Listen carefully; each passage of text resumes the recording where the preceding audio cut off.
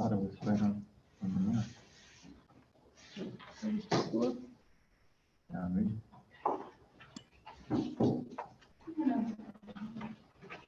All right, 7:32 on Tuesday, December 6th, 2022. We'll call to order this regular meeting of the Reading Board of Education. Present in person, John Galfato, John Sedana, myself, Chris Parker, and Larry Gibbons. Joining remotely are Stephanie Olson and Mike Huffman. First order of business is the consent agenda. Look for a motion to approve the 3 items on the consent agenda. Shrug, is there a second? Second, John Shanahan. Any discussion? All in favor, we'll have to take the roll because we have 2 people remotely. John Galfato, John Shanahan, Shrug, Yeah. Laura, Yes. Steph, Yes. Mike. Yes. I vote yes, the motion carries 7-0. Brings us to item 3 on the agenda, public comment. Any members of the public wish to be heard? Seeing none, moving on to board member comment. Any members of the board wishing to be heard? Moving right along to administrative reports. Good evening, Dr. McKay. Good evening, Chris. Good evening, everyone. We're going to start administrative reports with a report from our Reading Elementary School principal, Melissa Labrosciano.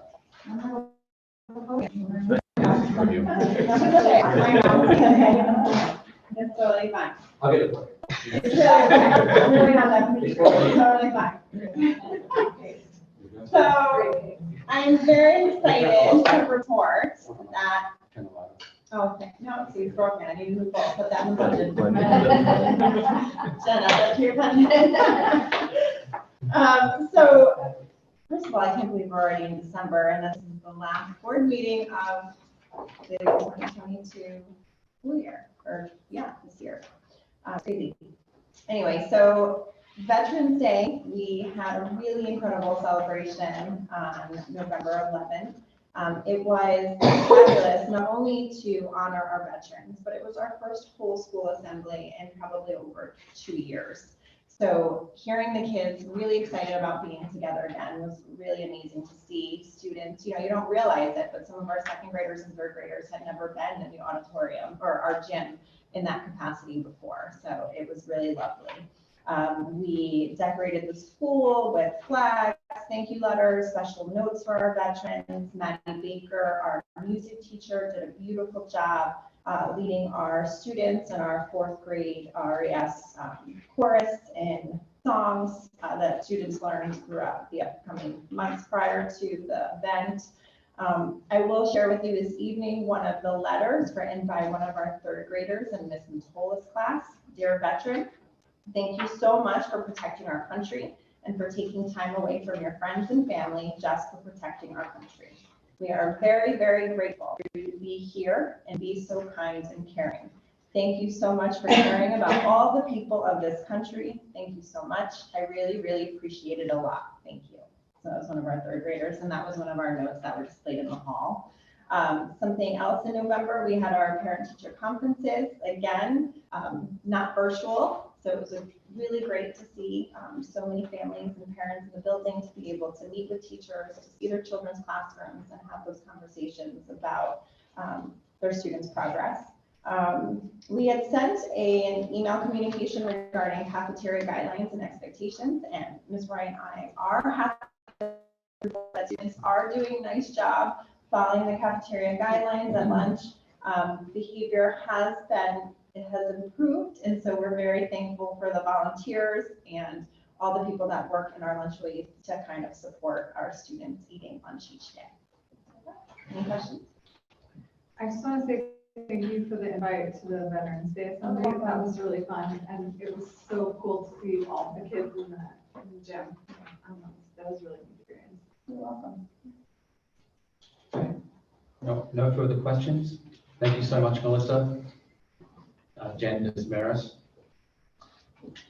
for John Reed Middle School. Good evening, everyone. So like Reading Elementary School, we had in-person parent-teacher conferences this year. It was very nice to see so many people within the building, families. And what I'm interested in as well is they held virtual meetings. We're trying to make things more accessible to families. They reached out to every family unable to attend. So whether it be through email or a phone call, every family was contacted. And sometimes the teachers set up times outside of the formal conference schedule to accommodate families as well. We're really working hard on that. We'd like to thank the board for supporting professional development in our building. We had teachers go to the ACTFL conference, that's the World Language Conference in Boston 2 weekends ago. And they brought back some really good stuff that they're going to incorporate in the classroom. And you'll see that in the report. And last weekend, our social studies teachers through a grant went to Philadelphia to attend the national conference. And again, great stuff that we'll see in our classrooms. We welcomed Ms. Allison Pinero, who is our new school counselor. She's on board and just part of the team, and that's great. Our outreach club collected $400 for the Reading Food Pantry, and we're thankful to that group. And we had an assembly for our 5th and 6th graders. So the Be Kind sign that adorns the building, Ben's Bell sent some representatives, and again, it was very interesting to see students who had not been together to come into the gym and just things you would take for granted about, hey, what do you do during an assembly? These students haven't had that experience, right? And how do you comport yourself? And our kids were great. But it was interesting seeing them come in and they're just excited, like a ball game, because we're in the gym, and to reset that. So, any questions at all? Thank you, All Jennifer. right. Mrs. DeConte? But there really isn't much to report this month.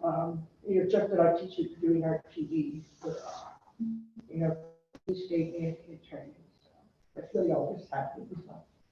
Do you have an update on the ARPA grant?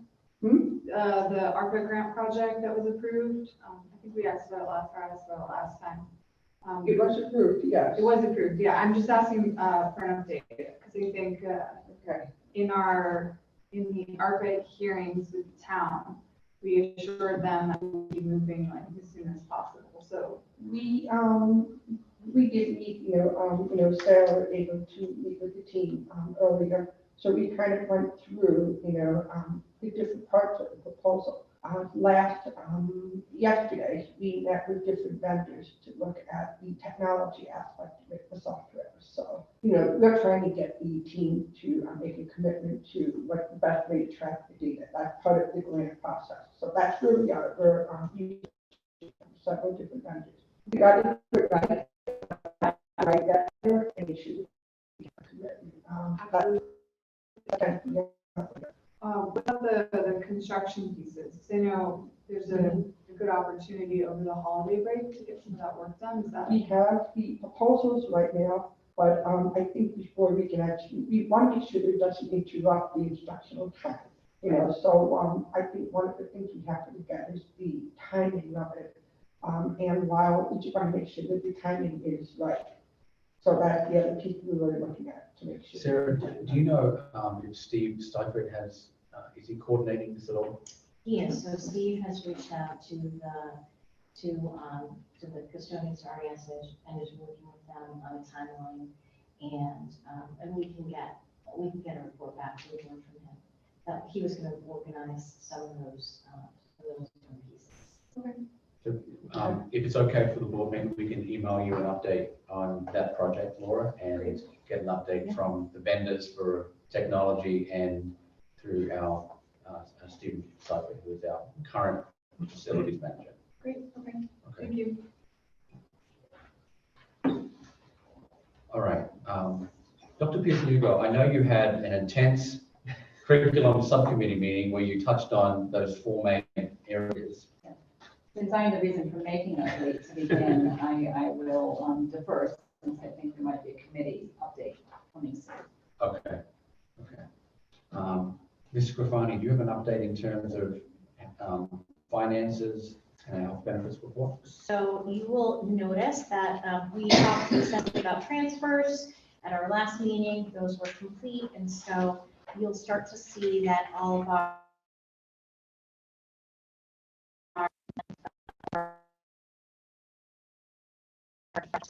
uh, for together, so all of that you'll see in your transfer report. And then if you look at your health claims analysis, you also notice that this month is 219, 236, and that is, we are in really good shape with our healthcare. Thank you for that. So right now, we are holding steady, and we are also working on all of the things for teeing up the, all of the budget planning for next year. Do we have any insight into why we've reverted back from several years of extraordinary claims, or are we just grateful it happened? We are grateful for everyone's, we are grateful for everyone's good health. And very thankful that everyone's blessed. You know, I'm wondering if our next meeting is actually budget presentations. And we can give you an update on that. We're meeting internally with each of our departments. We've taken the budget, the Google Sheet format that you're accustomed to from last year, and we've enhanced that somewhat to add some features that I think that you will really enjoy. And let me just see, I wonder. Let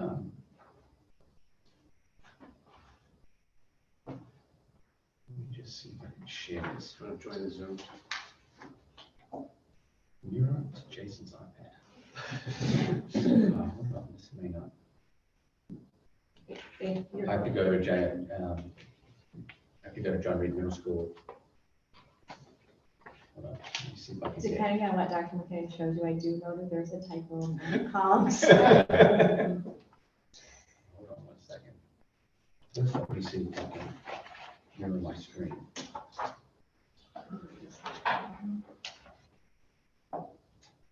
Actually, isn't terribly useful. We are working on this project. Yes, we are. Turn it off. No, okay. All right, let me see. Hold on. Let me try this again.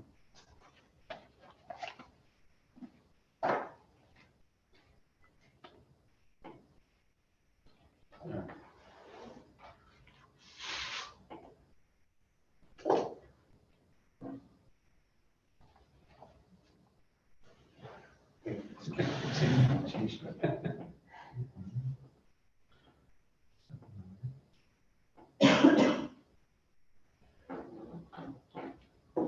Okay, we're there. You want to join the Zoom so that everyone can see? There you go. Yep, hold on.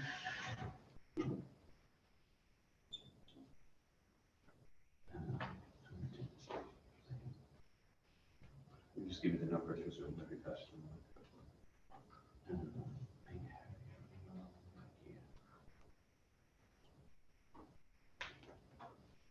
Apologize for the delay, everyone. Okay. Screen. Almost there.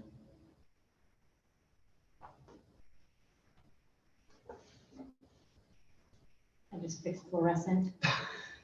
Just saying. Fluorescent lighting. Okay.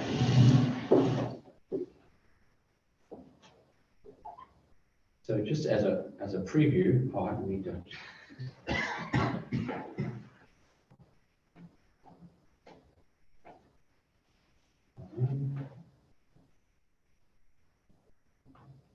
That actually looks really All about expectations, I think. Okay. Few we had to jump through. We are there. So, so you can see. One of the things that I think that you'll really enjoy is you notice these are the major cost centers that you recognize from last year. Your speaker. And what we've incorporated this year is what we're requesting in the proposed budget, and we're not providing any sneak peeks, so there's not, you're not going to get a percentage tonight, right? There's still some data that we're working on.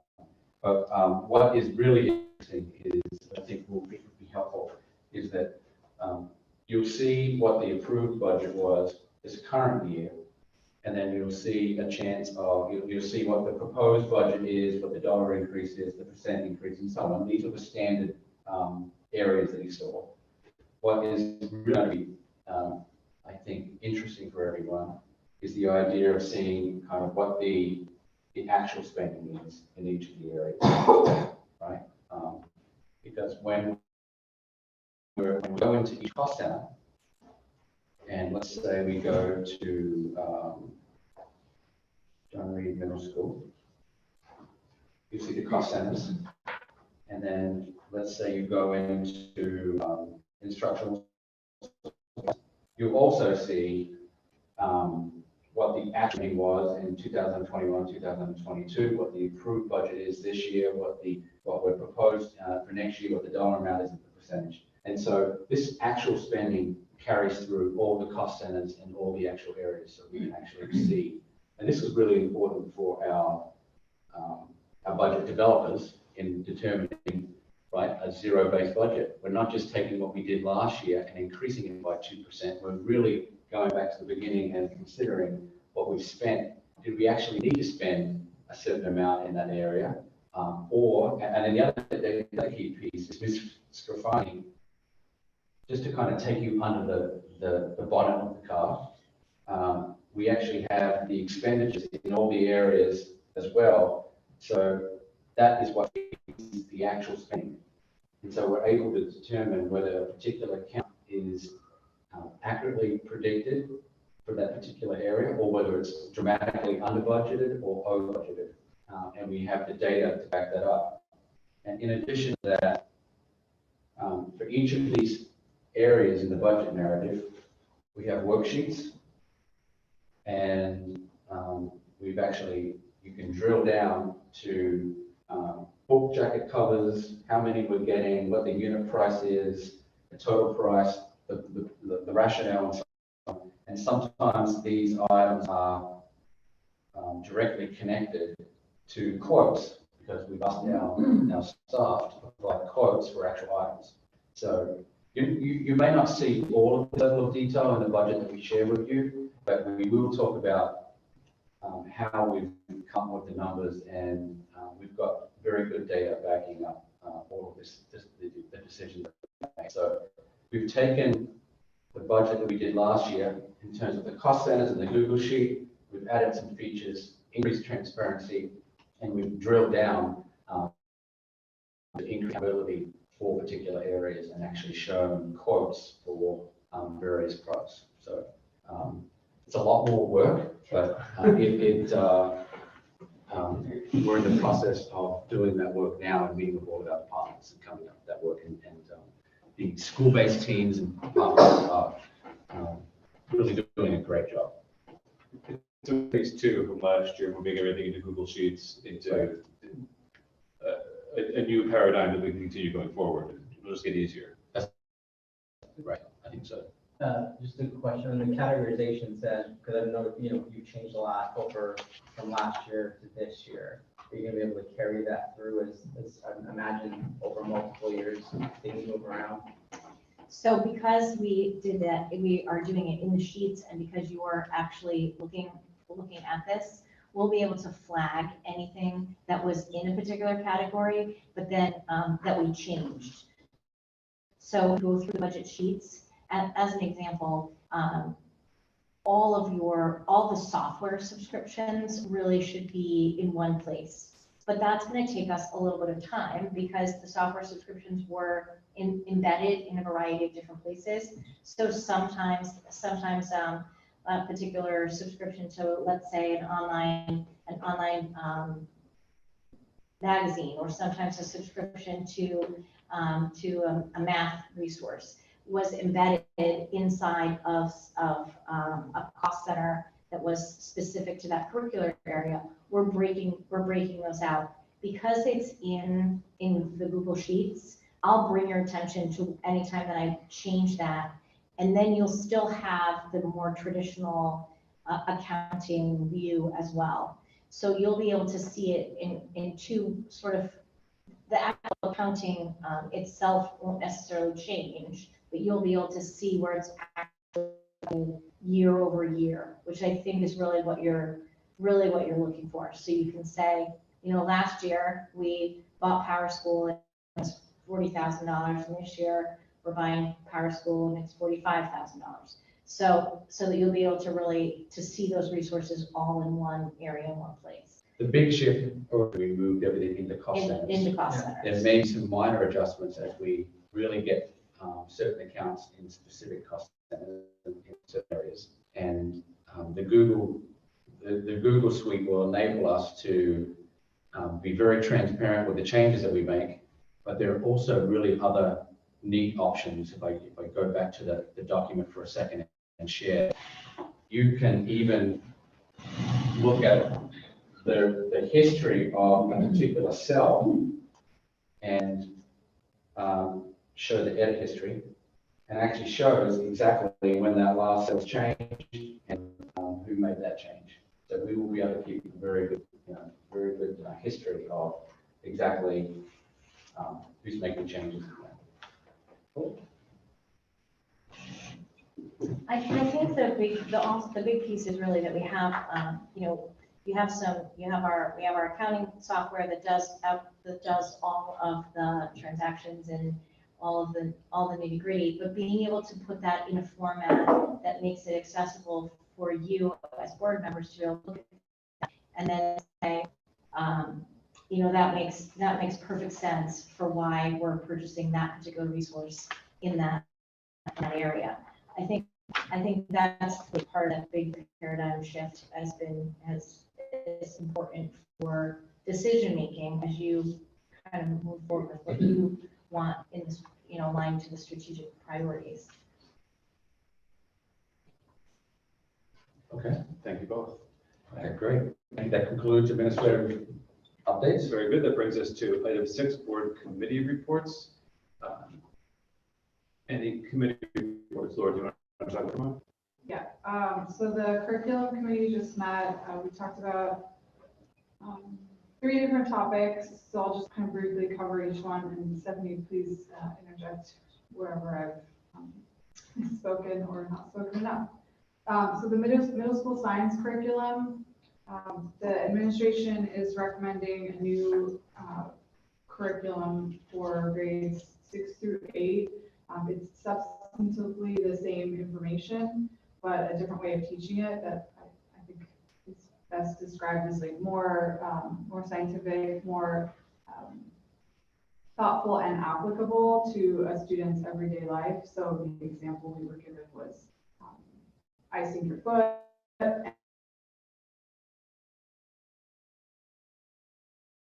and the thermodynamics of that. So that one, the curriculum can be recommended to move forward. That would be, I think it's 24,000 a year for the 3 grades. That's what Yeah, it will be in the ballpark. We are Yeah. looking to offset some of the new resource with grant funding, but you'll certainly have that number in January. Yeah. So it's kind of in that ballpark, and that would include all the resources plus instructional videos and that sort of thing. Anything you want to add to that? Not to the science. Okay. This resource is really the next evolution. We adopted the next generation science standards a little less than a decade ago, and the first collection of units we used were created through a consortium of participating school districts through CREC, which is one of the RESCs in Connecticut, and this is really the next stage. So this resource has been more comprehensively vetted, and it includes a package that probably makes it more accessible and user-friendly for teachers. The next topic was the right to read legislation, which Stephanie has been sharing with us over the past 6 months. So that's sort of slowly moving forward. We didn't get into any recommendations. I think kind of the immediate next steps is that the state is looking for us to make a tentative decision in, 9 days. We're most likely gonna allow a waiver to either like postpone or whatever other options they've given us. We don't have the waiver yet, so that will come due as soon as we see it, probably. Is it sufficient to take action in our January meeting if we need to on this? Yes. Yeah, so we kind of went into some of the specifics of what the new programs look like, but at this point, the administration is still doing research on what it would look like for us if we did move forward with that. But it's a very large budget item for us if we were to. So like I said, most likely we'll be going through the waiver. Okay, and then the third one is the middle school math curriculum. So Stephanie shared with us a new curriculum information based on our test scores that we saw several months ago. So we're looking at getting a new resource to oversee all the curriculum across Easton and Reading from K to 8, and they would be able to help the program forward. So whereas right now, a lot of our math specialists are focused on intervention, we want to put the entire curriculum forward so that we can progress in all areas for all levels of student performance. And then along with that, we can anticipate that the new core program will be recommended as well. But we don't have any budget information on that yet. We talked about a math coordinator, that would be a shared position between K through 8, and then also to anticipate a new middle school math resource recommendation during this next budget. Oh, and then I guess one of the main objectives here would be that the administration has noticed a large gap between 8th graders leaving and starting at Joel Barlow. So we want to be able to minimize that gap. And this is what this would aim to do that. Thank you, Laura. Other committee reports? John, do you want to talk about food service or wait till it's get the agenda? Food services on the agenda. So you're on that. Very good. If there are no further committee reports, we'll move on to discussion of possible action on district priorities. Dr. McKinnon. Okay, thank you very much. Last spring, we started conversations with the faculty about the vision of the school system, and of each faculty and asked 2 essential questions. What should the ideal school look like? What skills and dispositions should our graduates need to be successful? We collected a lot of raw data from our each faculty on that information. We also had a community conversation. We asked questions. We collected raw data on that as well. I presented a convocation, and during our most recent tri-board meeting at the end of October on kind of an update on where that information is. And you heard from some high school students about their experiences and how they're interested in perhaps some more interesting pathways, more opportunity for choice, more opportunity for acceleration, and so on. And I started to share with you a Gantt chart, which really each bucket are a list of priorities that I'm hoping that we can begin to talk about tonight. At the end of the tri-board meeting, I provided a survey to each of the board members and asked them, is there anything that's missing at this point? And I did get some feedback from board members, which I've incorporated in this most recent edition of list of priorities, including some comments that were made by the Reading board members as well. So I've incorporated those priorities and ideas into this current document. Sometimes the district outsources a strategic process. They bring in a consortium, a consultant. You could pay anywhere from $50,000 to $60,000 to commission this work to identify priorities. And really, I feel like this work can be driven by us, and you are a key stakeholder. So the goal tonight is to spend a little bit of time, perhaps we could time box that, maybe 30 minutes or so, on looking at some of these priorities. I'll give you an overview of what they are.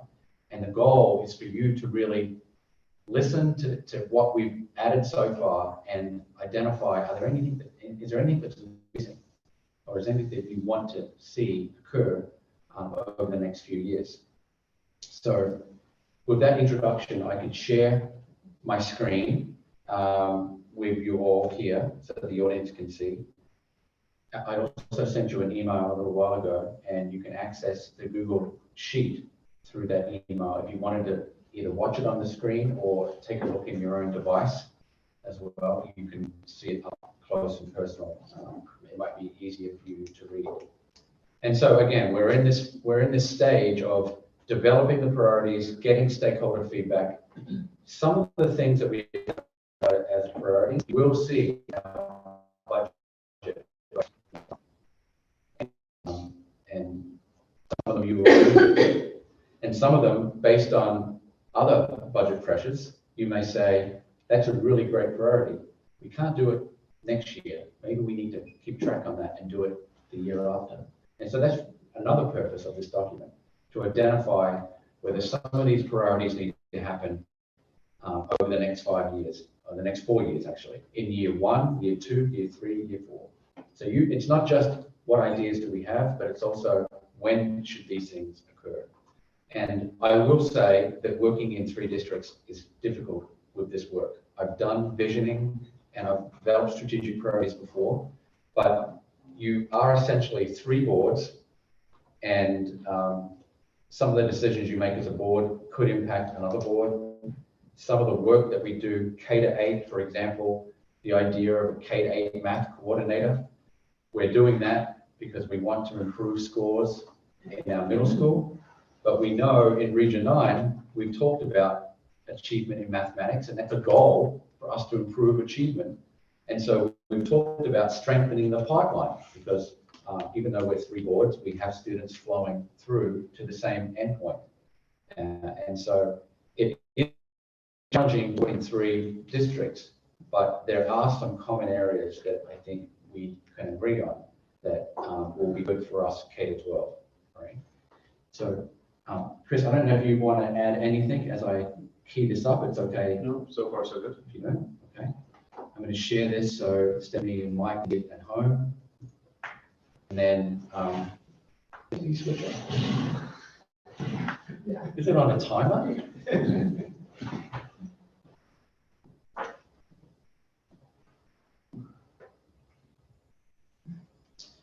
Okay. Let's try this again.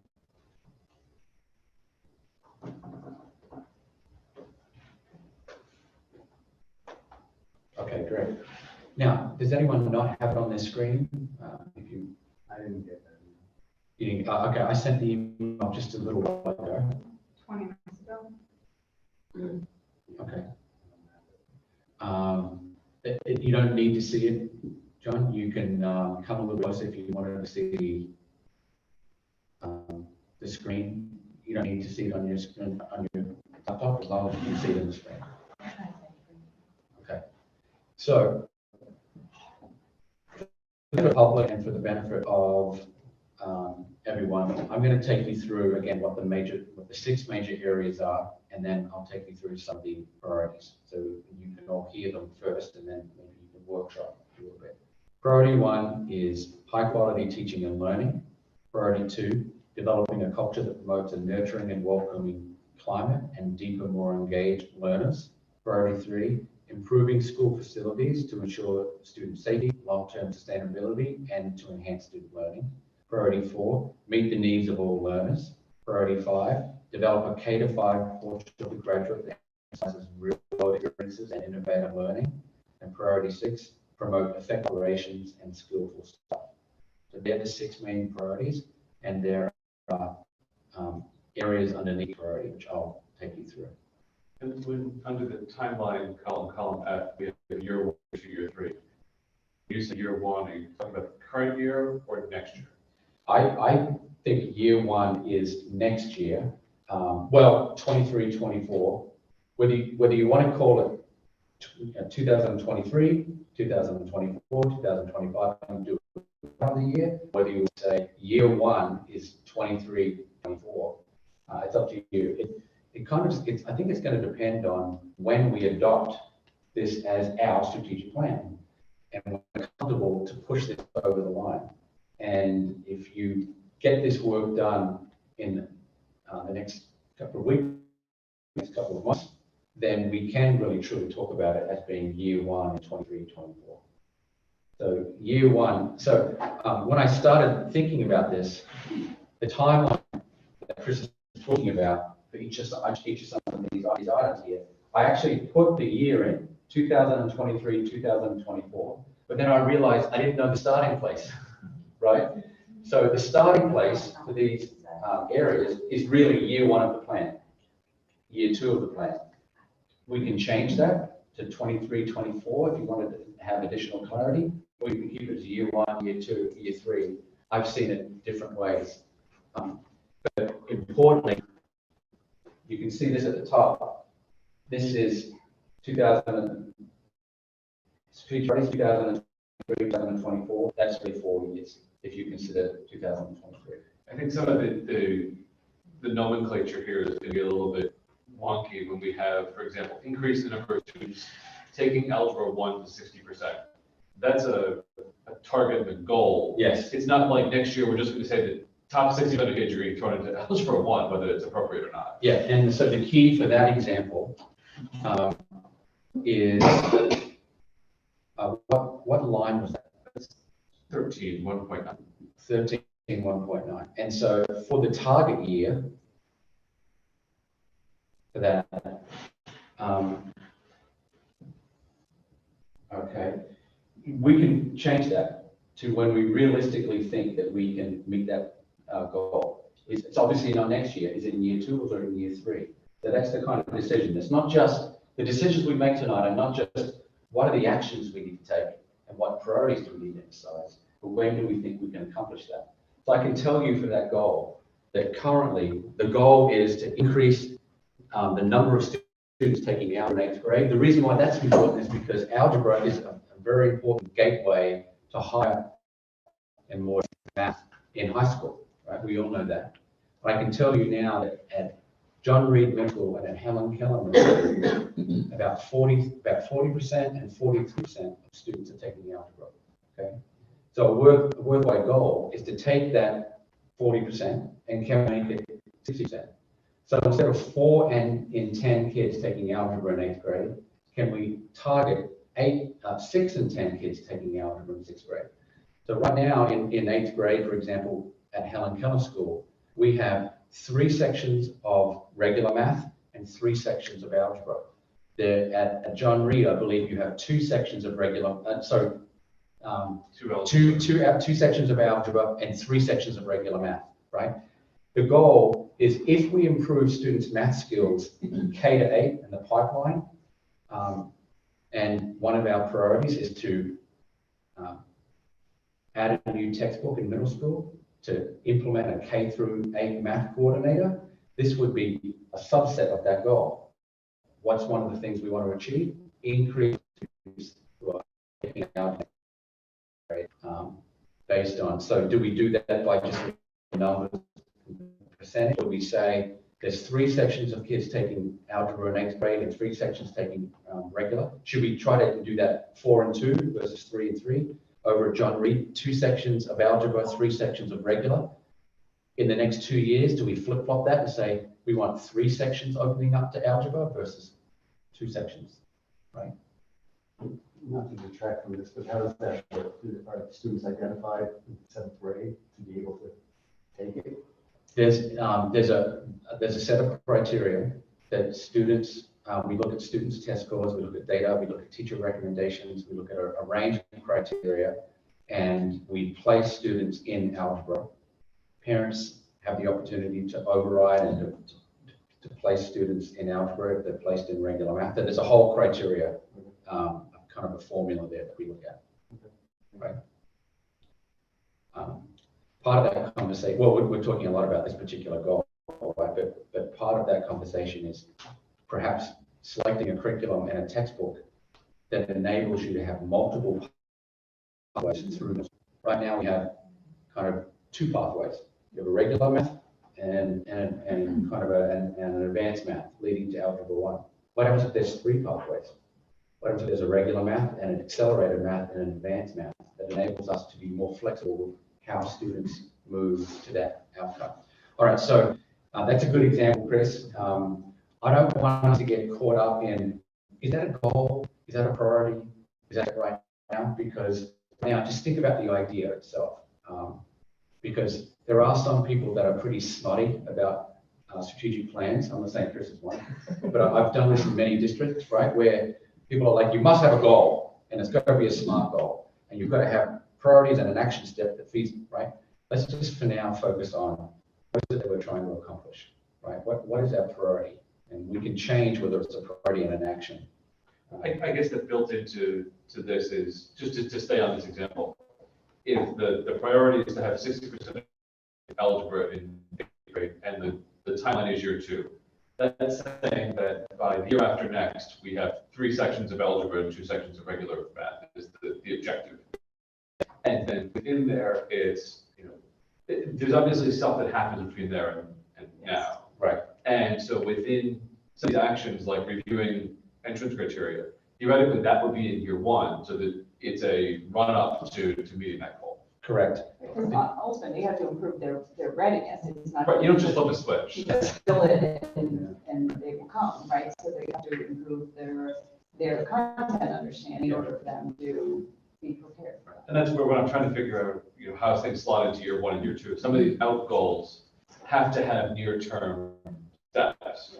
Yeah, and some of them related. So 1.9, increase the number of students taking algebra, offer more algebra sections, review the entrance criteria, but it's also related to 1.7, improve math achievement K to 12. Well, what are we doing to improve math achievement? Some action steps could be hire a math coordinator, K to 8, add math interventionist for a job while in high school in the 23-24 budget, adopt neutral math textbook, which is what we talked about at the curriculum. Right, so going back to the curriculum conversation, you talked about those prongs, right, to provide coaching to improve the fidelity of implementation of whatever the program is, looking at the program.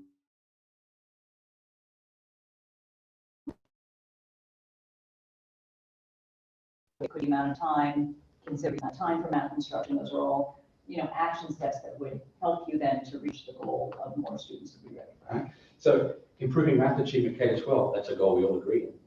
The actions to get there, we go through different boards. We may have opinions on what those action steps are, okay? But I'm just saying it's very difficult as a superintendent to be in this environment of putting together a document like this and thinking, what does this board want? What does this board want? What does this board want? And so that's the way we thought about it in terms of priorities and actions. And I think this is the best way to proceed in terms of just starting to think about some of these ideas. Don't worry, we'll try and be more flexible. Okay. So 22, 23 is year 0. That all depends on us when we think we're going to adopt, whether we want to call it 23, 24, whether we want to call it 1. Yeah, some of this, there's sort of an up-down toggle on is the budget impact or not. Yeah. And that's going to determine to a certain extent how much you just say, yes, we're adopting this now. Part of year 0, year 1 is adopting a technology plan. That is a commitment of time more so than a commitment of dollars. Yes, some things have budget increase, some things are just work that we need to get done. Right. So to the extent that year 1 is the calendar year 2023, for the balance of this year, we're probably looking mostly at the non-fiscal pieces of it, just because most of it wouldn't be budgeted for yet. Yeah, I don't see this as purely a budget activity. This is just this is all the work that we need to accomplish, and some of it has budget implications. So how can we help you move this closer to the finish line? So I'm going to go through a couple of these things and just provide a brief overview and then maybe some things that you may want to identify you come back and talk about, okay? So 1.1, identify high instructional strategies. We manage that work. Develop a district improvement plan and a school improvement plan. That's the dip and set. We've done that work. We've identified metrics. Develop collective teacher efficacy and high impact instructional strategies. That is, believe it or not, something that we may accomplish in year 2 or 3, but it's getting really good at what the work that we've done, right? Evaluate textbook quality and develop a textbook vision timeline. That's K-12. Identifying all of our textbooks and identifying which ones we need to replace. Developing and aligning professional learning to district and school goals. So that may take us some time because we have to identify where our school goals are. So that could take place in year 2. Improve math achievement, K-12. We talked about that. What are some examples of actions? A math coordinator, K-8, which you may or may not agree with. A math interventionist. We currently have a math interventionist at the high school, but it's under a grant. Do we add that to the operation budget? Adopt a new middle school math textbook. We're in the process of looking at that right now as well.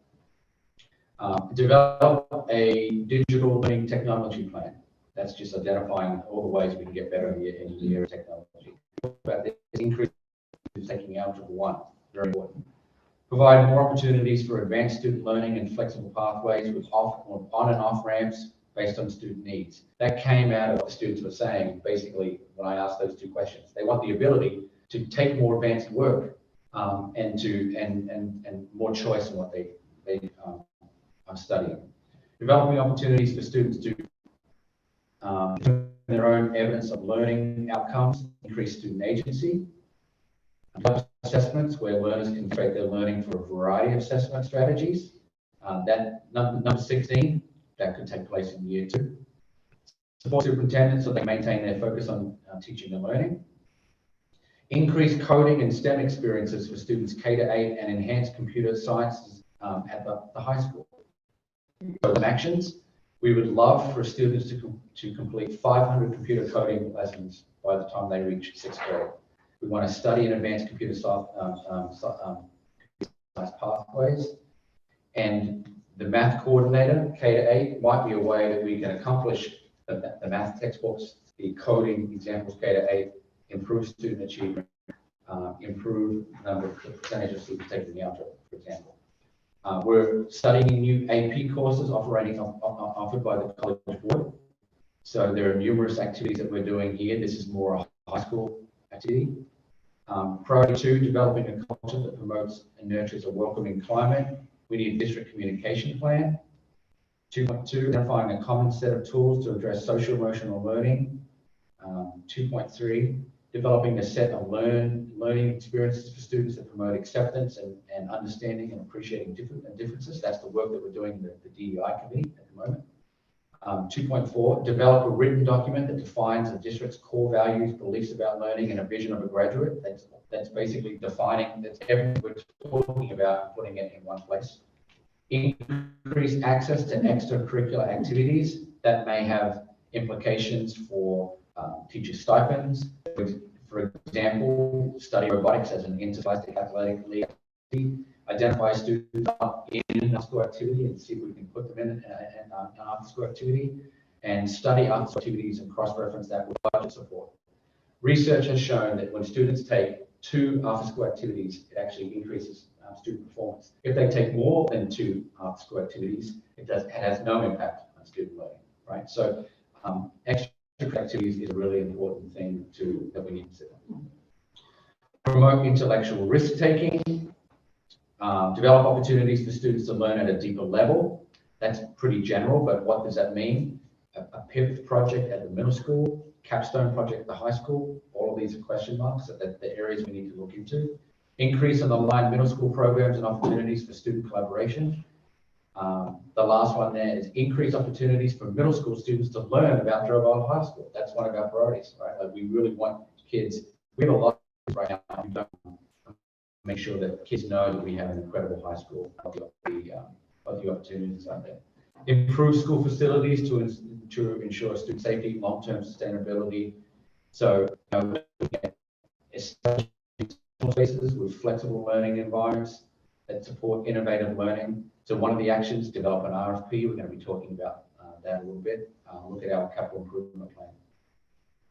3.2, develop and revise capital improvement plan for each district.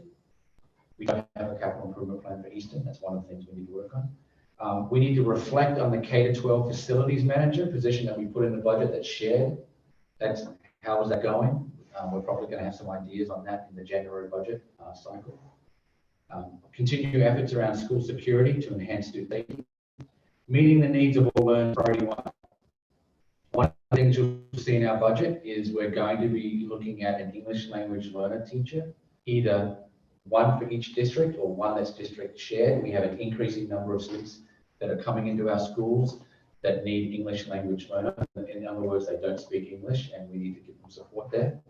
Develop the role of a STEM coordinator for Eastern. Develop transition language services to improve family school communication. That's a technology solution. 4.3, develop common progress monitoring tools, or SRBI. 4.4, increase structured literacy and support for district-wide reading support. One of the things you're going to see in the budget, I can guarantee you from Reading, Eastern and Region 9, is how many students are requiring reading intervention support, and we need to increase our FTE there to meet the needs. It's not just about the science of reading. We have a lot of students who are struggling in the area of reading that grows all the time. And there's a relationship between our special education teachers and our reading experts in terms of providing them the services that they need for students to be much better in terms of reading. So you'll definitely see a budget, us talking about that in January budget. Develop a shared definition of differentiation and monitor the implementation. That's an example of one that doesn't have a budget impact. It's just work that we need to do.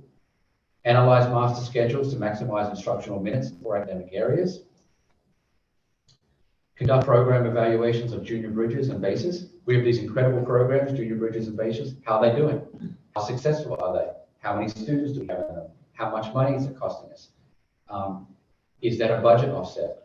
Are we saving dollars when we send students to outplacement by having these programs? That's evaluating that program. You might see an increase in our January budget. We're not sure yet. We're looking at that now for junior bridges and business. Evaluate increasing special education costs. They're increasing every year. And study the way we're looking at excess costs to maximize our return on investment. We were looking at that. Increase access for students for interventions and extra help at the high school. That may not have a budget implication.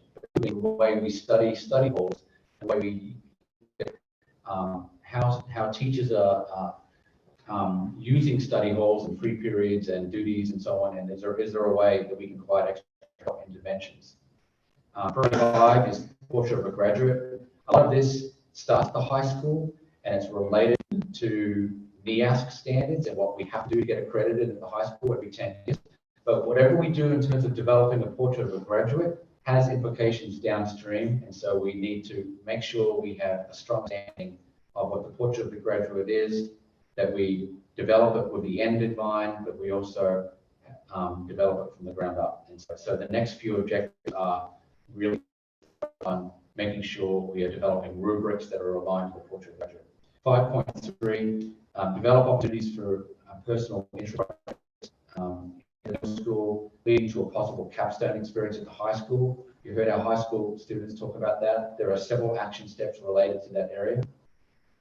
We need to continue to nurture community partnerships to support student interests, get our community involved, align school practices and resources to the portrait of a graduate. Once we develop the portrait of the graduate, how do we make sure our resources align to accomplish that?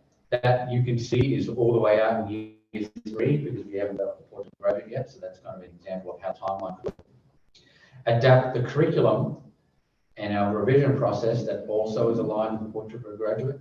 Study options to expand our robotics and engineering department and physical space high school. That's something that we've started to talk about, but that is out or it's in year 1. I don't know whether that's feasible. We may do that next year, Mike. Year 2, we can get it done by year 2. Priority number 6, promote effective operations and skillful staff. Expand coaching capacity, K through 8.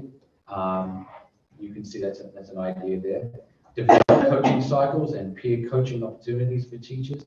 Study high-performing schools to examine schedules and student learning to support identify best practices. Recruit, maintain a high skill and faculty and staff. Continue to study central office staff to maximize efficiency. One of the things we're going to be looking at is our human resources position coming up with the retirement of our current human resources manager. But we also need to we continue to look at other positions in central office. And we've got some options there in terms of looking at the business manager role. Do we keep the business manager role? Do we transition that to an assistant director of finances? Do we consider another position like a chief operations? That is a big topic, and we need to look at kind of the current pool of money and resources that we have and think about how we, and the relationship between all of those things. Something I've heard you talk about is the way we currently do payroll and benefits procedures. So do we study that, and when do we do that, and what does it look like? Identify current service contracts that require benefit from an RFP process. We have these long-going service contracts that have been, we're using the same vendors, the same contracts sometimes. Some of these areas need to go out to bid.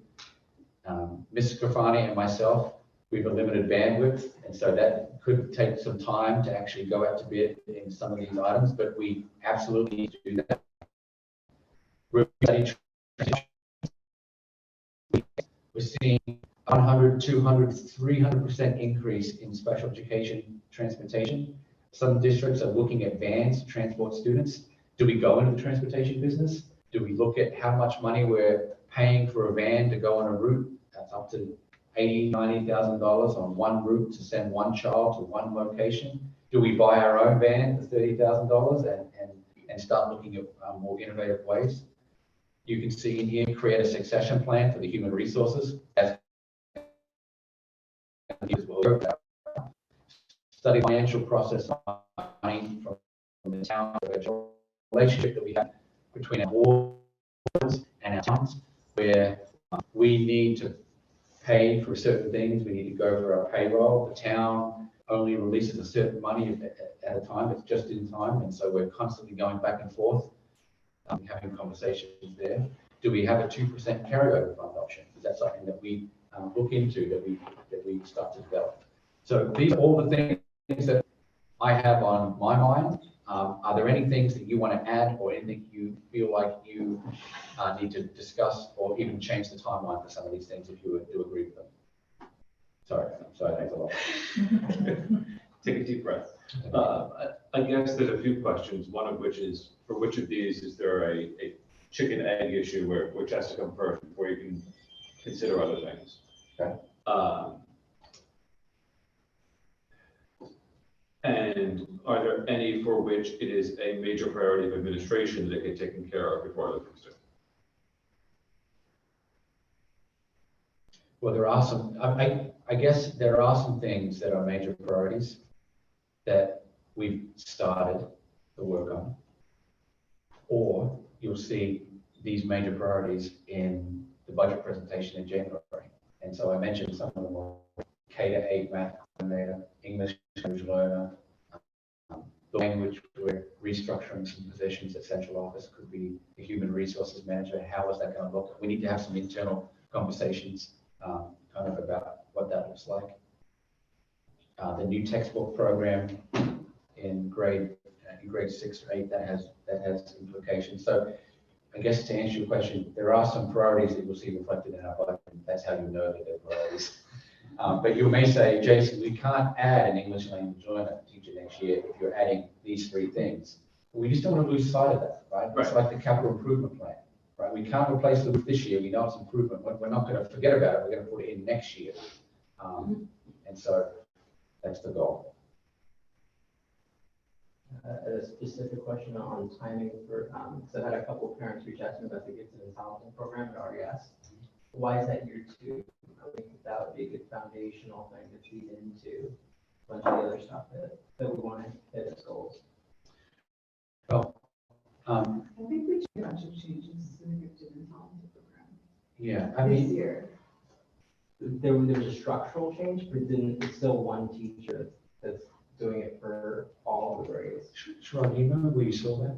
Which slide? It was, sorry. I'll probably meet the needs of all learners. Yeah. 4.8. Okay. Review our gifted, talented, and identification. Okay. Well, that could be year one, right? I'll change it right now. I know that one of the rest that we've seen in the budget already is that Melissa has changed an assessment tool, and we've added a new assessment tool called the COGAT, which I've used in the past, and it will give us the ability to capture more students who are potentially eligible for gifted and talented services. The assessment we've used in the past narrowly focuses on non-verbal and the SAI, which is their Student Ability Index, and identifies students as gifted as one of the metrics. So I know they've started that conversation, and that's actually, you will see an item that is reflected. So that work has started. But I think it's work that we do. It's a tricky one in our tri-district structure because there's such divergence in what gifted and talented means. Right. I mean, we have an obligation to identify it, but we do things much different than they do in Easton. Right. So for us, a review of a program in year one seems far more achievable than in Easton, where they'd be taking something from nothing. Right. And it might be worth having Karina, I don't want to volunteer his time, but he has already come and spoken at one of our PTA meetings at great length, but maybe to come and present or have a piece of that conversation to the board, just kind of the successes that we have been experiencing this year with our new model and some of our celebrations and kind of how it's going. I think that might be helpful.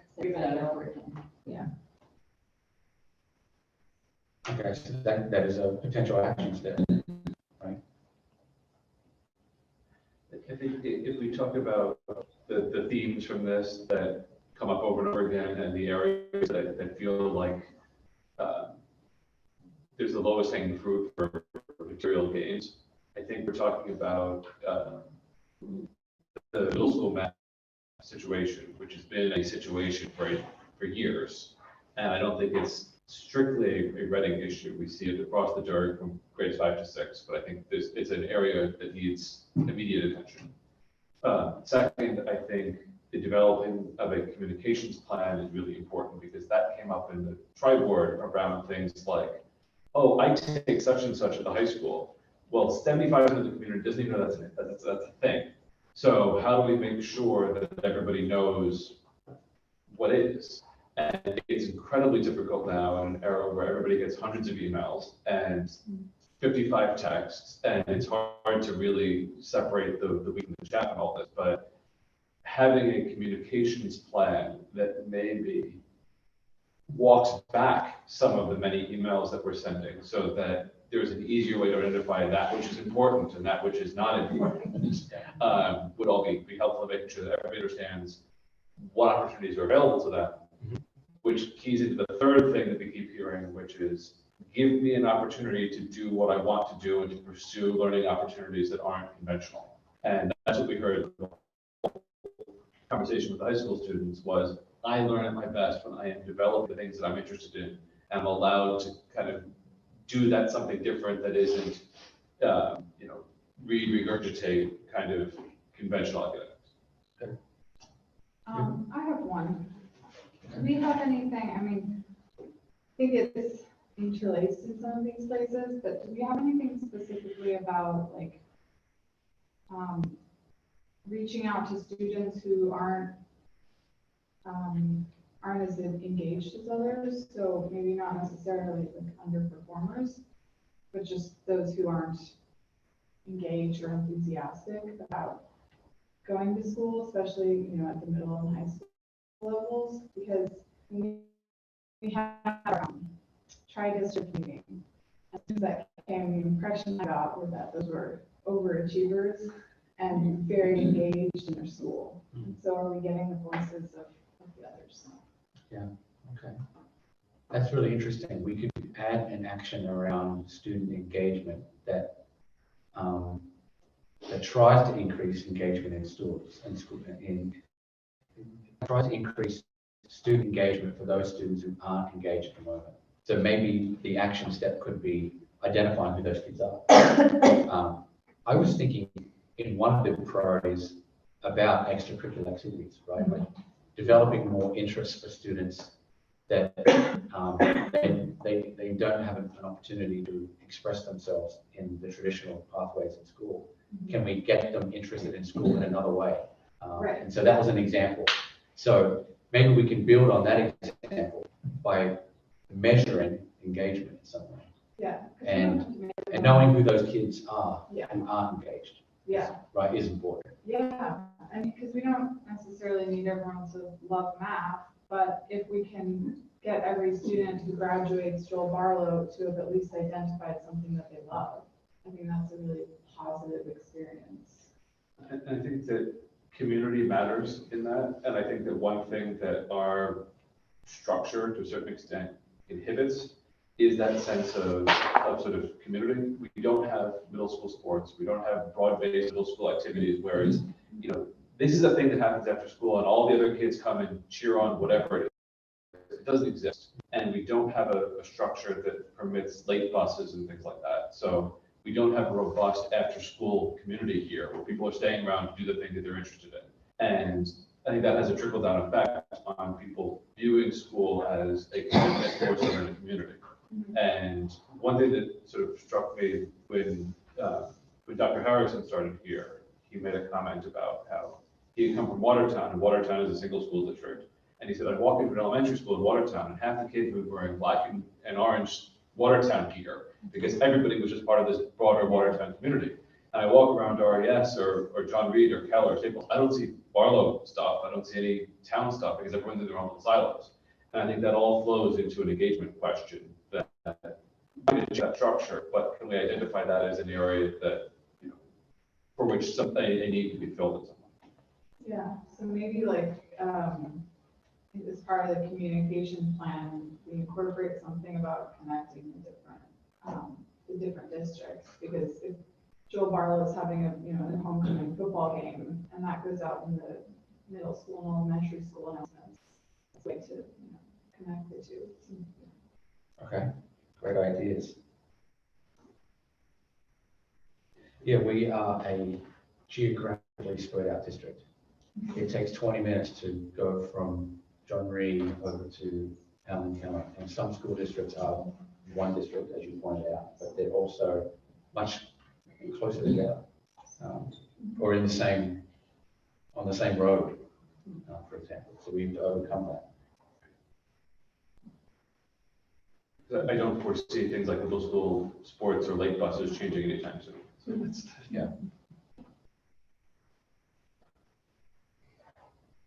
But there are some regional school districts. My daughter goes to Shapur, which is Region 12, and they do have late buses that bring them, because there's 3 towns servicing a school district. Actually, even more than 3 towns. And so you've got to be able to find a way for students to stay at after school club or activity, and then get them home, or get them to a location like the library for another pickup, right? right. Here we basically say if somebody can't pick you up at 4:30, you just can't participate in the activity. Yeah. And that seems like a disservice to those kids. Yeah. Okay. Great. I think we really hit on something there. I think that's great.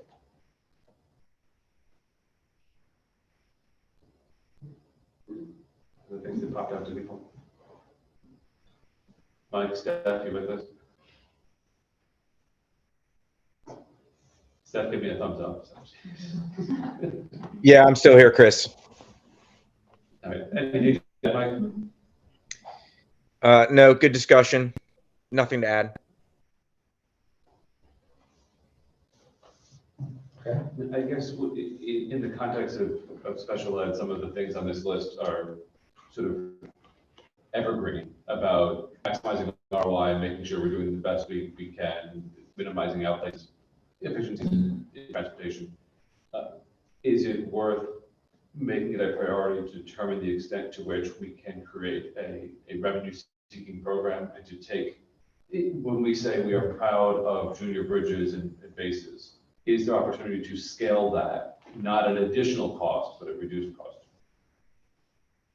That's a great idea.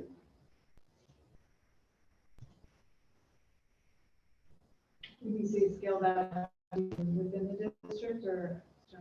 I mean, to take fee payers from other districts who would outplace their kids to us. Yes. We were talking about that today, where we have an Eastern student coming over to Reading. And Eastern is actually reimbursing Reading for a program that we have, right? But we do, we do send students to other schools and other programs, and I think we've done a pretty good job with our Bridges and Junior Bridges program, the basis of Junior Bridges program. And that's actually a great idea. What are some ways we can scale that up and bring in other students in revenue?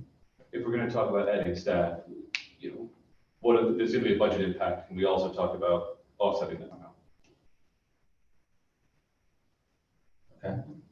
And if we're going to get into the buying a van business, does it make sense to buy vans collaboratively with neighboring towns as opposed to doing it ourselves? Okay.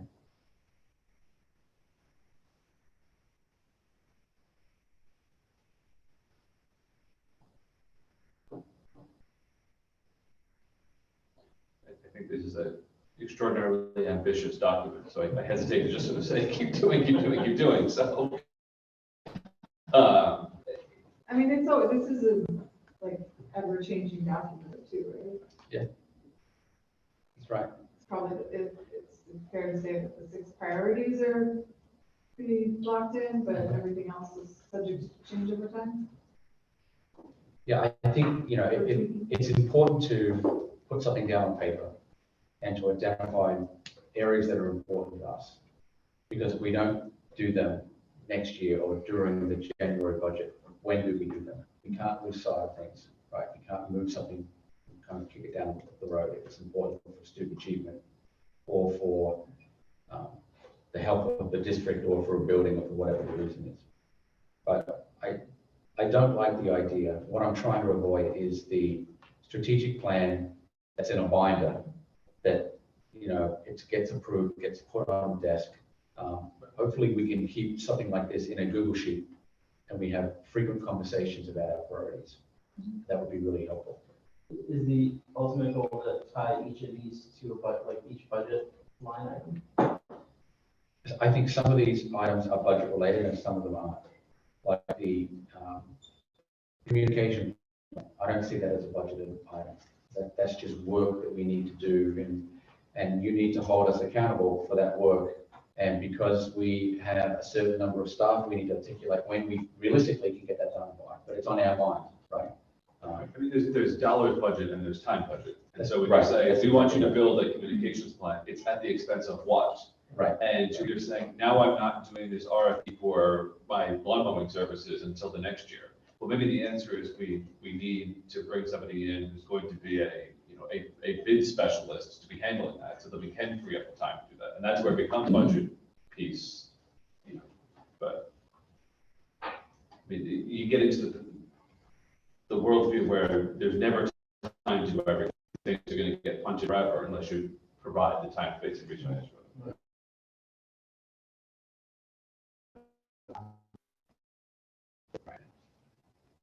Can we standardize how often we review this? Say, twice yearly minimum? Well, another idea is once you develop, you're getting comfortable where these are, you can tie them to Board of Ed agenda items. Right? So you have something on the agenda where the strategic priority is aligned to. This aligns to 4.2. This aligns to 1.7. Right? In our budget presentation in January, we're asking for an English language learner teacher to support our increasing population. That aligns to strategic priority 1.3, whatever it is. Right? I think there's general accord as everything that's on this list is being important. And I think that the budget process is really going to help us fine tune how one can chart this. Because if you say, what do you want to do? We're just throwing darts at the wall here to say year 1, year 2, year 3. So I can make a best guess, but I'm not sure that's particularly helpful. I don't know are you looking for us to adopt this, or you just, at what point does it become the ER9 strategic priorities versus an always evolving document from which we are budgeting and reviewing? Well, I think the first step is I can resend you that survey that I sent after the tri-board meeting, which says, is there anything else you can add? So we can time box this and stop talking about it soon. I'll send you the survey and you can add ideas if you haven't thought about them. The goal is to present tonight, like we have in Reading, to talk about it in Easton and to talk about it in Region 9 at some point. And, but you will see some of these items on the agenda, in our budget presentation in January. And realistically, how many items actually make it through into year one is going to depend how much special ed transportation costs, how much health insurance costs. So there's other things that are going to influence where and how this changes. From a chicken egg perspective, it feels almost if we're going to be working on the budget and this more or less at the same time for year Yes, one. And when we get to the end in February, March, and we say, this is our budget, we've now decided what year one priorities are going to be, at least the ones that have a financial impact. Right. And that will help us push out to year 2 and 3. And perhaps we're talking about a March, April conversation about adopting this as a future looking document. Yes. So by January, I would love to have the format agreed on, 90% of these priorities, 95% of these priorities, you're all covered. You may not agree yet or know yet exactly what year they're in, but we're going to present this to you in a more polished format. Right now, it's a Google sheet. In January, you're going to see it as a document.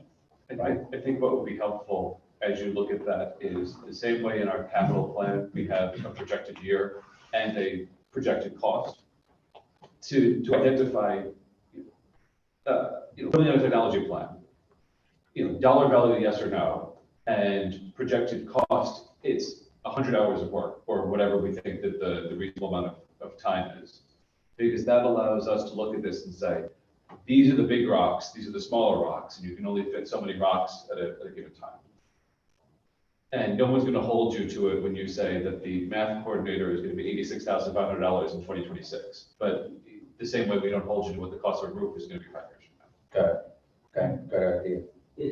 Are there any that are sort of complementary, not the chicken egg thing, but, if we do these 4 things together, it makes more sense because there's efficiency there versus, splitting them up. Some things go together. The math coordinator, the goal related to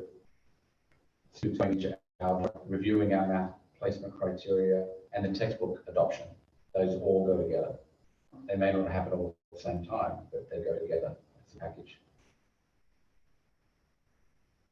So you said a dollar value, like a capital improvement plan, for those items that have a dollar value. Right. Does it have dollar value? Yes or no? And then what's the human reresource impact, basically? And if it has a time value, like a Exactly. I think time value would help either way.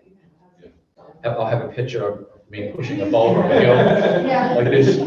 That's a lot of time. It could even be like a high, medium, low or something like that too, Right, yeah. just so that Okay. whatever is easy. Okay. Yeah, so it's sure. not- Right. It's a question, are we costing you an afternoon or 3 months is really relevant. Okay. Thanks for the feedback. Hey, Jason, I have a question. Okay. Is this going to be, what can we expect, when we see the first version of the budget? Is this going to be, hey, we pretty much need to do everything that we did this year again next year, plus these things? Or is it going to be, hey, listen, we've got this strategic plan and we're taking a look at everything, and there are some things we're not going to do and some things we're going to do differently, and here's the net? I think it's all 3 of what you said, Mike. We are looking at everything. We do evaluate if we need to do something differently. We do cut items. And, sometimes they're takeaways, sometimes they're additions. Today we were looking at the special education budget, and I'll give you an example, which is really concrete. We were looking at increasing the number of BCBAs, which is a staff member that specifically provides intensive behavior therapy to students with special needs. And on a dollar value, we know that that's an increase in staff, approximately $70,000, okay? However, so that sounds like it's an ad, but we're currently spending $186,000 in other professional services to pay Constellation Consulting to provide that BCBA service externally. So it's more economical for us to put a BCBA in the budget and hire our own BCBA than spend over $150,000 on a consulting service. So that's just an example to your question today. It's a takeaway, it's an add, and it's a savings. I hear you. I think maybe only Chris or Mike D'Agostino would remember that. I thought we cut that, the BCBA, or I thought we brought BCBA in-house about 4 or 5 years ago. Somehow it moved back out again, huh? Sometimes a BCBA may retire, they may quit, they may move to a different district, and we try to hire a replacement and we can't. And sometimes we're forced to offer the services for a consultant through a service. It's not just BCBAs. It could be OT, PT, additional speech and language services, or something related to testing or an individual educational evaluation. So that is a moving goalpost. So it's likely that that happened. Without getting super into the weeds, I'm with Mike and thought we had a BCBA so that we could avoid this exact expense, because I think if I remember correctly, you need a BCBA to supervise behavioral technicians or something to that effect. There's some connection between the two. Yeah. So this would be a proposal to have a BCBA, not a second BCBA. We already have BCBAs. We have them already. Yeah. So an additional BCBA. Okay. But again, we're getting into the weeds, right? Mike, Thanks for the clarification. I'll add to that by saying that by having budgets so that you can see the actuals, when people are doing their planning, it really allows for a different drill down into see exactly what was spent in a cost area. So instead of really looking at everything in the aggregate, being able to say, you know what, what of that service or that product, what really was that? And did we budgeted for it? Did we actually decide that we were going to do that? I think having it all in one place for folks is different than in the past. So I think it will be more of all three of those pieces coming together in hopefully a really nice way. I appreciate that. And I had a comment on that that I didn't say earlier, and that was your current spend. I think that's probably fiscal year to date. Is that correct? When you're Yeah. sorry, when you're working on it's not, and those numbers are not, they were not ready for prime time by any stretch of the imagination. So, but when you actually see them, yes, they will tell you of the day that I did the data poll and what actually is there. One of the dates says like 22, 24 instead of what it's supposed to. So I apologize for that. the comment I was going to make about the spreadsheet and adding the current spend to it is, when we've been on the same system for a couple of years, it would probably be helpful to look at trailing 12 months versus current fiscal year to date, because that way you can see. Oh, yes, absolutely, yes. Okay. I only can go back to last. I can only go back to last year. Yeah, trailing 12 is an interesting model that we haven't used to look at this before.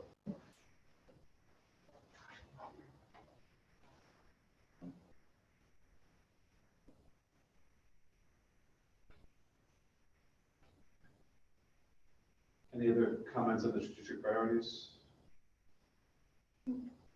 Jason, anything else you want us to be thinking about? No, I'll just send you a survey. You can provide any last minute comments. You have an opportunity to do that. And we're going to move on to Easter next to have the same conversation. And then you'll see some of our big ticket items or our major priorities in the January budget presentation and some of the. Very good. So we'll move on from district priorities on to student enrollment. Okay, so, if you, there we go.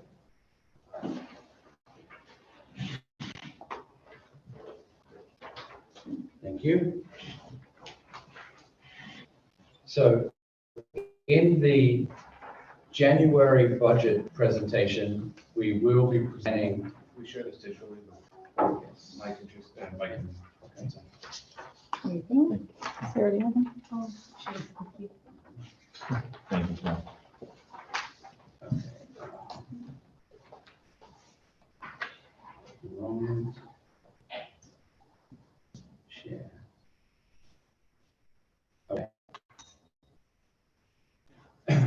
So we obviously, when we present the budget in January, we'll be presenting staffing and funds. We received a detailed report from Frauda, which is probably 20 or 30 pages long. This is the synthesis of that report in a 2-page. And essentially what it's saying is that enrollment in 2020 has declined significantly in the rate. In 2022, enrollment has rebounded to its current state of 830 students and is projected to increase by 180 students over the next 10 years. So the takeaway is enrollment has stabilized to 830, and by 2032, enrollment is going to increase by approximately 180 students. You can see in the first table our actual student enrollment as of October 1 at Reading Elementary School and John Reed Middle School at 439 students and 351. You can see the projected enrollment according to Crowder of 490 to 352. The 490 includes approximately 12 to 15 additional pre-K.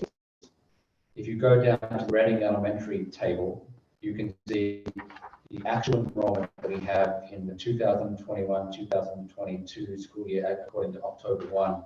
We have 44 students in pre-K, 76 students in kindergarten, 98 students in first grade, 106 students in second grade. 44 students in pre-K, 75 students in kindergarten, 81 students in first grade, 101 students in second grade, 99 students in third, and 81 students in fourth grade. And you can see the projected values and the variance for 2023, 2024. The number of 55 in pre-K, that doesn't mean that we accept 55 students in pre-K. We actually decide the number of students that we have as typical students in pre-K and our special education students. If we kept pre-K approximately where it is this year, we anticipate a slight increase in the number of typical students coming next year. We're calculating that in terms of expected enrollment about $6,600 per student, typical student coming into pre-K. But we're probably going to be keeping that in the 45 range. And essentially, the takeaway is enrollment is flat at Reading Elementary School. Right? There's some ins and outs there. Over at John Reed Middle School, the 2022, 2023 October 1 numbers are 93 students in 5th grade, 99 students in 6th, 76 students in 7th grade, 83 students in 8th, and you can see projected enrollment in 5th, 6th, 7th, and 8th.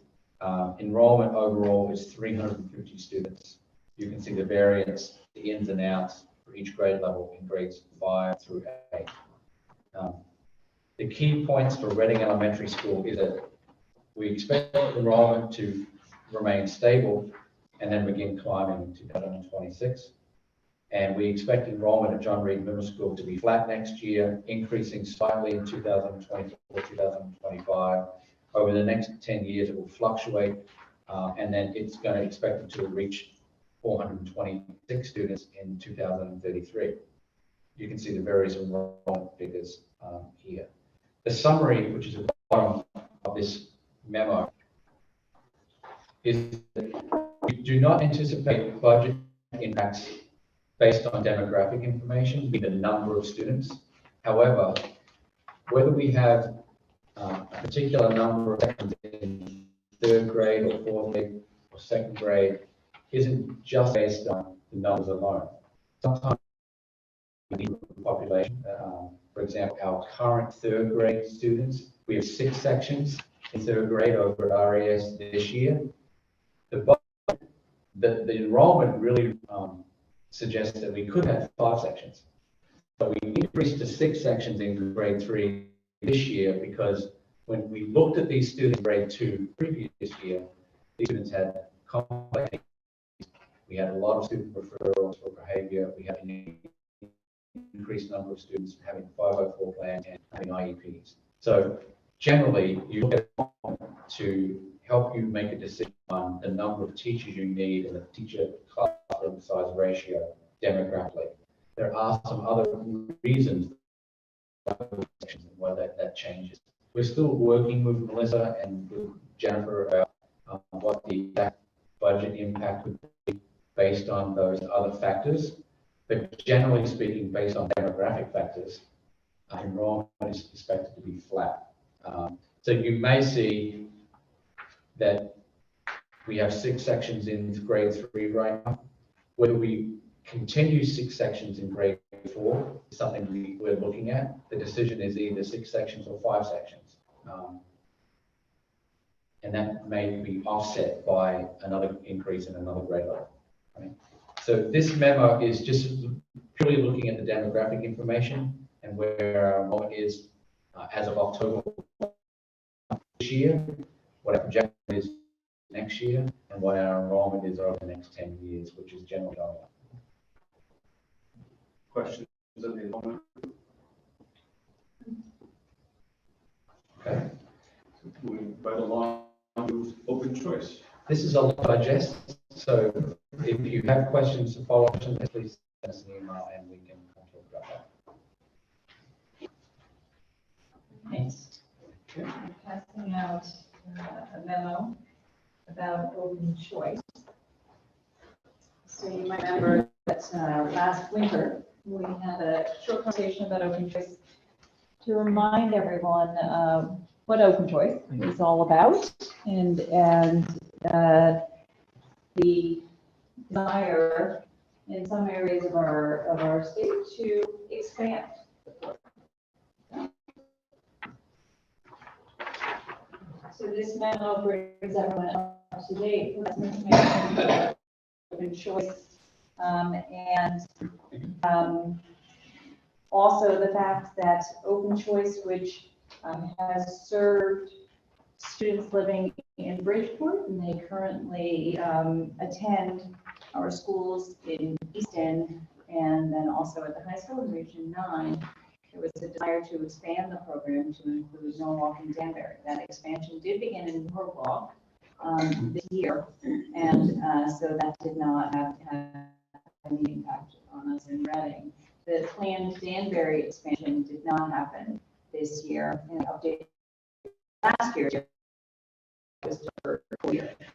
So they are looking once again to expand open choice to begin the program in Danbury.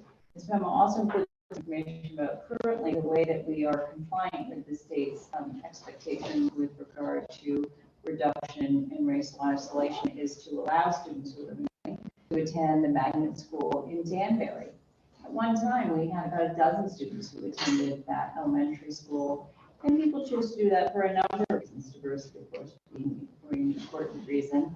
There was also a time when people were very interested in having their children learn to speak Spanish at elementary school because they offered Spanish, and we did not offer Spanish instruction in Reading. Of course, that was we now offer Spanish. In recent years, we've had a real decline in the number of students who attend that magnet school in Danbury. We currently have 3 students attending that school, and we are paying 6 slots. So we have been reducing the number of slots almost every year. And so we reduced to 6 for this year, and could not even fill the 6 slots. We pay for the slots, whether we have students in them or not. So the Reading schools are paying for 6 slots, we have 3 students in that slot. Those slots. So something for the board to discuss and consider this evening is whether you wish to an interest in the expansion of open choice in Danbury that would invite students living in Danbury, families to participate more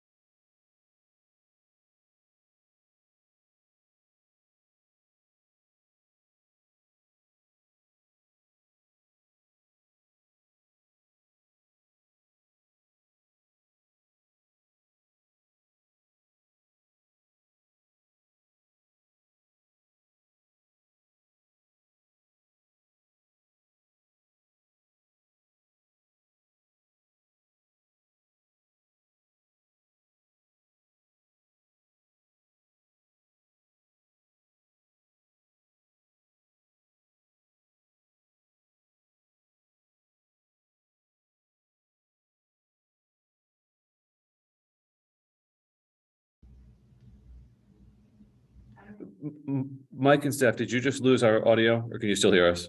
No, the audio just came back that very moment when you asked that question. The video kicked off, so The video is off. the laptop's still connected, but Screen turned off. Yeah, I can hear you guys now too. But it just came back, like Mike said, just a second.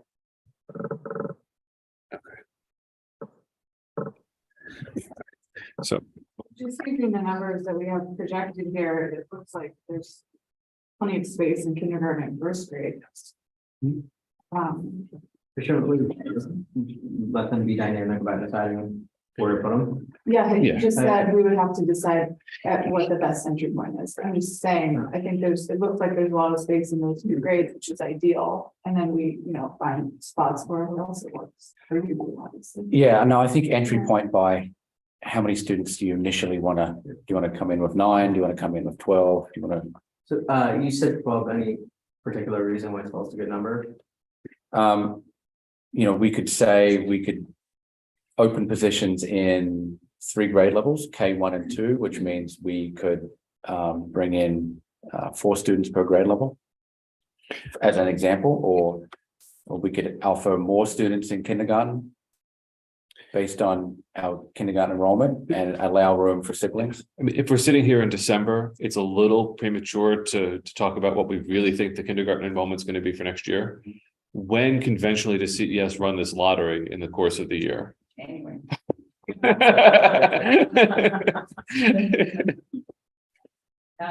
Yes, we advertise. I'll double check that. If this is the first year for Denver, International School January definitely runs their lottery in January. I'll double check on Wednesday. Yes. because what I'm contemplating is approval of the program for a minimum of, I think, we probably need a minimum of 8 for it to run. And then talking in the next 2 to 3 months about what the exact number is, as we have a little bit of firmer detail around kindergarten enrollment. And frankly, as we see the budget and what that means for sections and things like that. Okay. Because I don't want to get in a situation where we're talking about cutting a section that's going to increase enrollment strictly because of the open choice decision and things like that. That's where they're joined a little bit, but I'm supportive of the program. I think we should do it. Right. I just want to be careful about the number being appropriate for the program we're offering. What about an idea where you support the program and you do a range? We support between 8 to 12 students. And the administration can determine where best to place those students based on, and you come up with a kind of a cap, a low point and a high point. Yeah, I think a good high point would be at whatever 2% of enrollment is. So that if we have the opportunity for the additional. Now, what I don't know is whether the 2% includes a pre-K number or doesn't. No, they join, if it's run in the same way that. I mean, the 2% of enrollment kicker on the funding. I would assume it does not, because I don't think it's an unconventional way to do it. So if you back out, it's right around 16, I think, is the number. And then the difference between having 15 students and 16 students is $19,000 in funding, basically. Right, yeah. So should we say the range is 8 to 16? Or Laura, are you saying you want the floor to be 16? No. No, I think she wants the potential to trip that wire if we're able to. I'm not sure that that's in the cards, but it's. Yeah. Hey, Chris, I'd just like to check in and say I support the program, inviting the Danbury students to join us. I don't support paying for seats that we're not using, going the other way, and would propose that we lower the number of seats we pay for next year to maybe 3. Yeah, I agree with that. I would say lower the number of seats to the number of students that are currently there, and not say we're not going to support them. But if there are some kids there and their siblings or whatever it is, figure out what that N equals and and phase it out, because we're phasing open choice in. Correct. Yeah. Amen. That, Yep, that sounds good. Yeah. Thank you, Mike. All right, so I don't think you need a motion on the Danbury Magnet School. I think that's direction. Unless you want it. No, I, I mean, I think there are still some questions, honestly, about Yeah, whether other districts in our area will support it. Support which, the magnet school? When they can run it. Oh. Open choice. From what I understand from talking to CES, if we get 8, they'll do it. And even if no other district does it, they'll do it with us for 8. Because the initial hesitation had been if no other districts do it, we wouldn't be how are sufficiently we supported. transporting those? How are they, why should they pay for the bus for just us? And they said if we do 8, then they'll cover the costs. Yeah. So I can provide an update with the lottery. The applications are taken beginning in January, but that runs through the middle of March. Oh, great. And then. So that allows us to get through the budget process, which is, Yeah, so we can approve a wider range today and the district can determine the right number in March. and as we work through the budget, that's going to help inform where those numbers are. Okay. So, just for clarity, it sounds like there's an agreement to wind down the magnet school participation. Do you want a motion on that, or is this sufficient for right now? I think Stephanie and I had some further research to do on that, but in general, the concept is the way in which we meet and increase diversity in our district is not by sending our students to Danbury, but to bring Danbury students into our district. Yeah. And so we support phasing in open choice. Yeah. And We can generally, reduce- generally phasing out the magnet program, except for those kids that are currently in the school. Yeah, Yeah. and we've been able to reduce the number of slots at the Danbury school through just a communication with them. So then do we want to have a motion on open choice? Yes. Are you making it? Yeah, so I'll make a motion to approve our participation in open choice. And leave the number of seats to the administration anywhere between 8 and 16 students. Second, Chirag, thank you. Any discussion on the motion as presented? Do we need to define that the administration will choose the grades or does it apply? I think you covered that. I think you covered that, yeah. Oh, So, okay. All right, if there's no further discussion, we will go ahead and vote, and because we are hybrid, we'll go around the table again. John Belfato? Yes. John Shanahan? Yes. Chirag? Yes. Laura? Yes. Mike? Yes. Stephanie? Yes, I vote yes, the motion carries unanimously 7-0. All right. That brings us on to item 7D, which is food services. The Okay. end of the USDA grant and prices through June 2023. And we do have a memo for that as well. Just so you can keep it for your records. Miss I think you're setting a memo Scripani- record tonight. I know, but it's always good to have something in paper, on down on paper. So here is the memo. Ms. Scripani is going to tee this up. Oh, Well, I don't want to take away, I know that you sat in on the committee, so I don't. want to- I don't know, John, if you want to. Or if you'd like. Yeah, we met, the committee met 2 weeks ago to discuss the rising food costs and the prices that have not changed in 3 years. Although food prices have gone up. And so we as a committee went through and discussed what is the incrementality for each food price increase. And then also the date that we were going to switch over from free lunches again, paid lunches again. Given that we had some funding from the state in order to cover those costs. And so it came down to a discussion of, do we cut off in the middle of the month and make sure we communicate that, or do we dip into another budget? If we cover it through the end of January, we ended up picking the state, because it also doesn't conflict with testing at the high school. There's a big concern around tests going on at the high school at the time, so it doesn't affect that. And then we also went through and just did this, a small increase, basically across the board, for meal prices and for the a la carte foods. So that we're at least covering our costs with the plan to review, how that affected the budgets, at the end of this year, given that, we haven't seen the prices for a while. So, And if I recall, even the adjusted prices are right in line with peer towns. We're not setting the market or anything. yeah, we were comparing, all the neighboring towns for what they're paying for each of them, and so we're still right in line with, what most districts are charging for. Sarah, did you want to talk about the SMART grant funds and how that's all designed to phase out? Right, so the smart meal assistance, in the memo, you see the amount that of the funds that were actually allocated for Eastern Reading and Reading and Region 9. There's a calculation, that estimates how much we'll have left in our funding. So approximately 35,000 will cover up through January 20, will cover up through an end date of January 20th. And then effective January 23rd, students will resume paying for their lunches. We don't anticipate that there will be a large overage, but you'll notice that we put in approximately $5,000 could potentially be taken out of the food service budget if there was an overage beyond the grant. So we talked about that in the committee meeting. And does anybody have any questions? Yeah.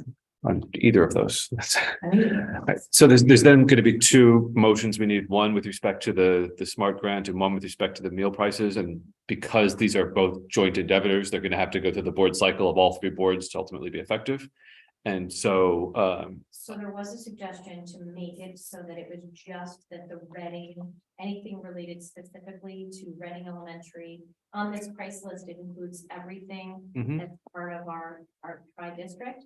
But to actually have the motion be specific to any prices that would be particular to RES or John Reed.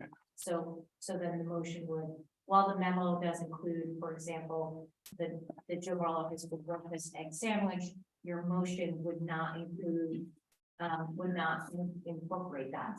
so I think then for the meal and food price adjustments, I think, you know, to a certain extent, it's implied that it only applies to the schools that we have I just wanted to coverage over. But I think what we could do then is take a motion to accept the recommendation of the Joint Food Services Committee and adopt the meal and food price adjustments proposed for Reading Elementary School and John Reed Middle School by the committee to be effective January 23rd, 2023. I'll make that motion, Chris. Thank you, Mike.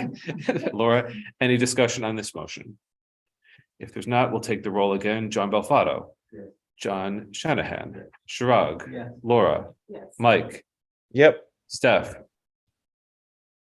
Hold on, yes, I vote yes, the motion carries 7-0. Thank you. Then we have to talk about the expiration of the SMART grant. And so we'd look for a motion to accept the recommendation of the Joint Food Services Committee to extend the free lunch program through January 20th, 2023, and to fund any shortfall following the exhaustion of grants currently funding the program through the ER9 Food Services account. John Belfato, is there a second? Laura, any discussion on this, also pursuant to the memorandum? If there's not, we'll again take the roll quickly. John Belfato, John Shanahan, Shirag, Yes. Laura, Yes. Mike, Yes. Steph. yes, I vote yes, the motion carries 7-0. Thank you to the work of the Food Services Committee and Mr. Fani for getting that all in order. And we'll move on to item E, which is capital request RES boiler rehabilitation. So you will recall that the Facilities Committee identified a solution for the RES boiler that included a significant repair instead of a replacement. And the repair came in somewhere between $25,000 and $30,000 instead of a replacement of between $200,000 and $250,000. It is the request of the administration to request that money from the town of Reading as a capital request, because at current, taking the $27,000 out of the maintenance line does what to the maintenance line, Sarah? It's not very pretty. It makes it exactly zero. So we have. Well, not for all, it's not 100% zero, but it does obviously take down anything we had budgeted for any of those boiler repairs and anything that could happen in the future. So it does have a significant financial impact on our And so the superintendent and I co-signed a letter to the town fiscal authority anticipating a request by this board that it fund that amount through a direct appropriation back to the vendor or through other means, so that it did not have a budgetary impact and we didn't have to transfer money to cover this as a capital repair that is off budget. And this is coming from the same line of work from the facilities committee. I don't know, Mike Hoffman, if you want to chime in at all about the scope of that work or anything else about the context around this being a capital request back to the town. I think we said it at the last meeting pretty clearly that the expert on that particular boiler said that it had a good bit of life left in it, and it just needed this repair to get a few more years out of it, and that made a lot of sense to us versus buying a new boiler right now. Thank you, Mike. So and one other comment, when we budget repairs at the beginning of the year, we don't budget $30,000 repairs. So this is kind of one of those things that's in between what we budgeted for things that might happen is a little bit or a lot more than what might happen. This is an opportunity we're taking. That's would zero out our repair and maintenance line, but if the town can backfill, then we can continue on as normal. Right. Your budget filters, not sections of boilers. Right.